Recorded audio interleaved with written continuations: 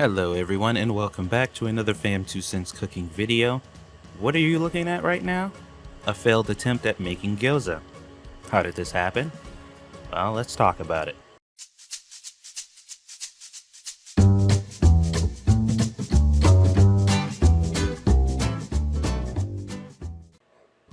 So, I recently got a stand mixer because I've been doing a lot of baking because of my culinary school, and it inspired me to finally make that jump and get a stand mixer. I had planned on getting one a long time ago, but I didn't really know if I was going to use it, so I was like, eh. But now that I've been baking and I'm really enjoying it, I decided to bite the bullet and get one. And this video proceeded like any other does. You got all the ingredients lined up.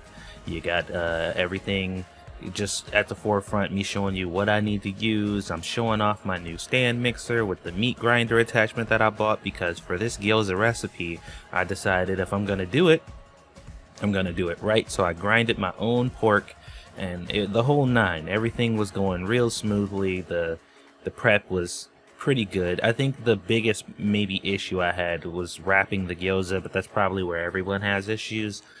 Even though I kind of cheated and used like it's like a empanada press or gyoza press or whatever. They come in a bunch of different sizes and you can use them to kind of cheat to press down your stuff, and it's adequate. It works well enough to where it's not a problem, although it can be a little janky and it takes some trial and error to really figure out what the filling should be and all that good stuff. But that's besides the point.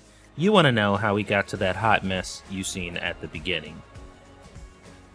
So, it's kind of a ridiculous story, so prep yourself. But we got to the point where it was time to cook the gyoza, and I did everything I was supposed to do up until that point. A little bit of oil in a pan, line the gyoza up to where they're standing up, and allow them to cook to get kind of crispy on the bottom or whatever, to where they start browning. Add the water, put the top on, bam, you get to go. And that should have been enough, but for whatever reason, because this was my first time making it and I'm so paranoid now about food that's not done, I was freaking out internally about whether or not the pork was going to actually cook and be done. And because I couldn't see it, I couldn't see the color, it was freaking me out. And I know once something comes to temp, that's it. Like, it comes to temp, it's done. If it's at the temperature internally, then it's done, even if it looks not done. But that wasn't enough for me, so I cooked the bottom, but the bottom was starting to burn. So I was just like, well, maybe they need to cook a little bit longer. I'm not sure. So I started to like flip them and turn them and just mess around with them, so no part got any darker than any of the others. And well, you saw what happened. That was my very first attempt, and to be honest, they were delicious. The gyoza were good, even though they look a horrible hot mess. Straight out of a horror film, they were wonderful. I actually really enjoyed them. I like the extra crispiness that was like all around it as opposed to just the bottom. And you know what? I was like, all right, well, I screwed these up royally, but they still taste good. Let's try again. My second attempt was, I was like, okay, well, that didn't work out too well, so how about we put them into the air fryer? I don't know. I don't know how I got from skillet to air fryer, but just bear with me here. So we decided to try that out, and this is the result of air fried gyoza. And to be honest, that it wasn't that bad. They came together pretty good. The internals was cooked, and I was fairly confident in that fact. It had a nice crispy lining around the edges and the bottom, like you would expect any other time, and it was very soft, and you know, everything else around the edges pretty good. I was actually very happy with this, and believe it or not, after it was all said and done, all of my trial and error, this turned out to be my favorite method, is the air fryer. But that wasn't my final attempt. My final attempt was actually after I had frozen the excess gyoza that I had left. I froze it because I knew you could use it later, and I decided to try the skillet again. But this time, I took it out when I was supposed to, well, I say that, but once you see the picture, you'll find out that it might have been a little longer than I was supposed to, because the bottom got just a little burnt around the edges, but it was well cooked.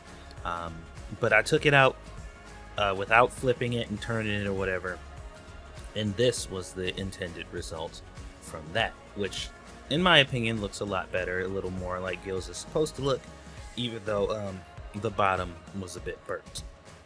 So this was a very interesting experiment for me, because like I said, I've never made gyoza before, and I think after all was said and done, and I'm looking at the results and what happened, I think the issue here, the main problem, was the pre-made wrappers.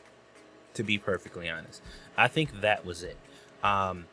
Either I should have used 2 of them per gyoza, or I should have just made my own dough for this, because it's just not the best quality.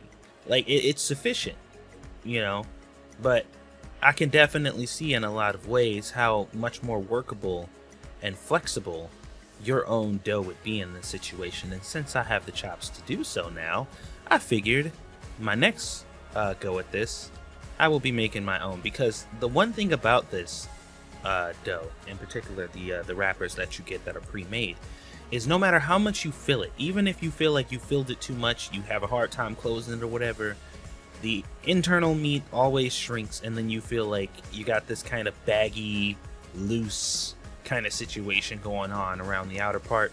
And I don't think that would happen if you were to make your own dough. So I just wanted to share this experience with you guys, because this was my first time making it. I had the footage for it, and I figured you'd be interested in seeing it.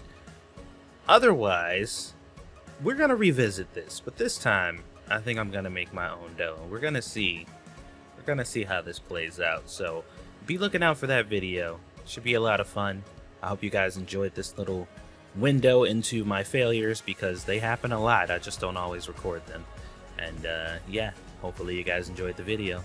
I'll see you guys on the next one.